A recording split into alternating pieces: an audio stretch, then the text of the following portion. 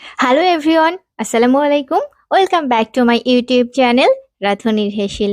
আজকে আমি আপনাদের জন্য নিয়ে এসেছি মন প্রাণ এবং কলিজা ঠান্ডা করার মতো একটি রেসিপি, ডাবের পুডিং নিয়ে। ডাবের পুডিং মূলত থাইল্যান্ডে বেশ জনপ্রিয় একটি খাবার, কিন্তু আজকাল বাংলাদেশে যা গরম পড়েছে, বাংলাদেশেও আজকাল ডাবের পুডিং বেশ জনপ্রিয় হয়ে উঠেছে।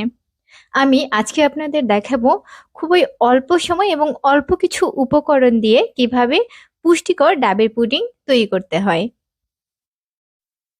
ডাবের পুডিং দেখতে অনেকটা জেলি চকলেটের মতো, তাই আপনি আপনার বাচ্চাকে খুব সহজেই এই পুষ্টিকর খাবারটি কিন্তু খাওয়াতে পারবেন।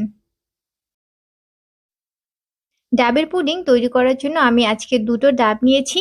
এর মধ্যে একটি ডাব খুবই কচি, আমি আপনাদের একটু ঘুরিয়ে ঘুরিয়ে দেখাচ্ছি। এটা এতটাই কচি যে এর ভেতরে পানি ছাড়া কিন্তু অন্য কিছু নেই। কোনো শক্ত শ্বাস কিন্তু আপনি এর ভেতরে পাবেন না।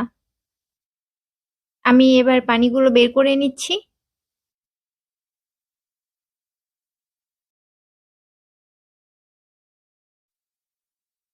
আমি দুটো ডাবের পানি বের করে নিয়েছি। দুটো ডাব থেকে আমি প্রায় আধা লিটারের মতো পানি পেয়েছি। এই আধা লিটার পানির মধ্যে আমি দিয়ে দিচ্ছি 1 টেবিল চামচ আগার আগার পাউডার এবং স্বাদ মতো চিনি। ডাবের পানি যেহেতু একটু মিষ্টি হয়, খুব বেশি চিনি দেবার প্রয়োজন নেই। আমি এখানে 1/4 কাপ চিনি দিয়েছি। এরপর আমি একটি চামচ দিয়ে মিশ্রণগুলোকে মিক্সড করে নিচ্ছি। আমি আপনাদেরকে বলেছিলাম আমি দুটো ডাব নিয়েছি, এর মধ্যে একটা ডাব ছিল কচি এবং আরেকটা ডাব ছিল হালকা হালকা শ্বাস আছে এরকম। আমি শ্বাসগুলোকে চামচ দিয়ে বের করে নিয়েছি এবং ইচ্ছে মতো শেপ দিয়েছি।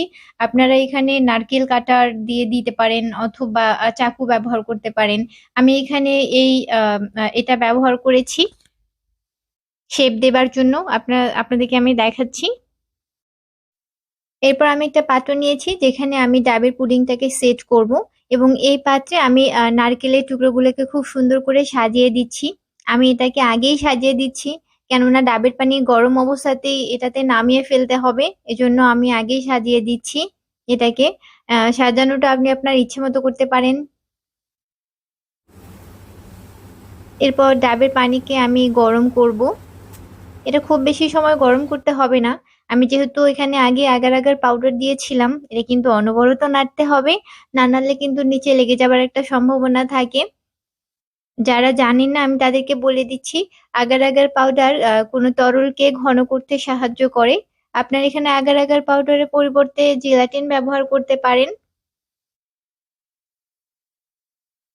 আমার এই মিশ্রণটাকে আমি প্রায় 4 মিনিটের মতো গরম করেছি। 4 মিনিট গরম করার পর যখন এটা বলকে চলে আসবে বা ফুটে উঠবে, আপনারা দেখতেই পাচ্ছেন। ফুটে ওঠার ঠিক পূর্ব মুহূর্তে আমি কিন্তু এটাকে নামিয়ে ফেলবো। ফুটে ওঠা পর্যন্ত অপেক্ষা করব না। যেই পাত্রে আমি নারকেলের টুকরোগুলো সাজিয়ে নিয়েছিলাম সেখানে আমি ডাবের পানিগুলো দিয়ে নিচ্ছি।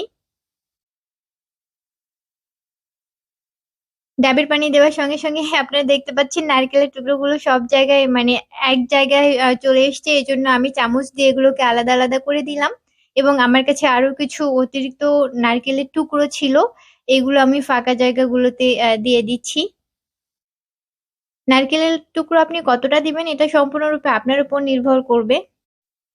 নারকেলের টুকরোগুলো দেয়া হয়ে গেলে আমি অপেক্ষা করব ঠান্ডা হওয়া পর্যন্ত, এবং ঠান্ডা হয়ে গেলে আমি নরমাল ফ্রিজে এটাকে 2.5 থেকে 3 ঘন্টার জন্য রেখে দিব। ফিরে এলাম 3 ঘন্টা পর। আমি এখানে একটা চাকু দিয়ে পুডিংটাকে আলাদা করে দিচ্ছি পাত্র থেকে, আমরা কেক যেভাবে আলাদা করে দিই। এরপর একটা প্লেটে আমি এটা উল্টো করে নিচ্ছি যাতে করে প্লেটে পুডিংটা সেট হয়ে যায়। আমি এখানে হালকা বাড়ি দিয়ে দিলাম এবং ফাইনালি পুডিংটা আমার হয়ে গিয়েছে। আপনারা দেখতেই পাচ্ছেন কত সুন্দর একটা পুডিং। এটা কিন্তু একদমই ভেঙে যায়নি।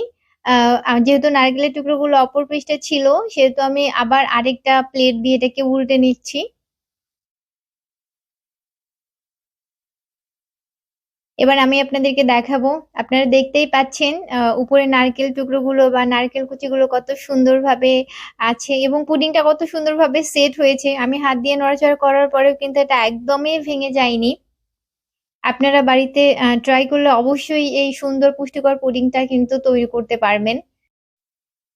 আপনাদের বোঝার সুবিধার জন্য আমি পুডিংটাকে একটু কাছ থেকে দেখানোর চেষ্টা করছি। আপনারা দেখেন নারকেল টুকরোগুলো কতটা সুন্দরভাবে সেট হয়ে গিয়েছে। যে কথাটা না বললেই নয়, পুডিং বানানোর পরেও এটা থেকে কিন্তু ডাবের খুব সুন্দর একটা ফ্লেভার আসছিল, যেটা আমার ব্যক্তিগতভাবে খুবই ভালো লেগেছে।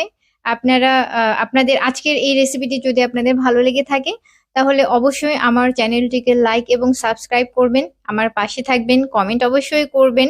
ফিরে আসবো নতুন কোনো রেসিপি নিয়ে। ততক্ষণ পর্যন্ত আল্লাহ হাফেজ।